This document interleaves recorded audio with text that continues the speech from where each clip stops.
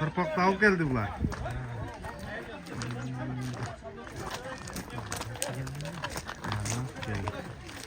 Gitti buyursan. Alçı pet yaparsın şimdi. Yapırsan.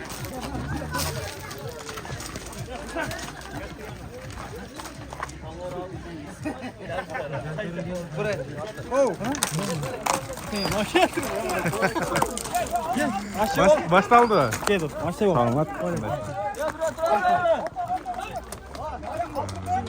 birinci torpa olgan. Assalomu alaykum. Qanday? Yaxshi. Manaylar qanday? Ha, zo'r. Zo'rmi? Ha, yaxshi. Matchal jengil bo'ldi bugun, tinch amon ha?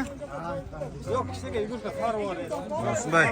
Uloqdan boshi shunday quvonishmay boshladi bari. Oyog'idan shunday. Buzaga ikkinchi bor.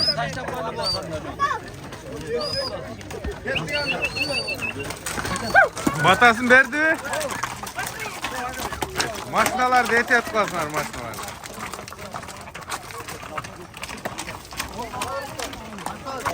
Ne bahse cümeye hayat.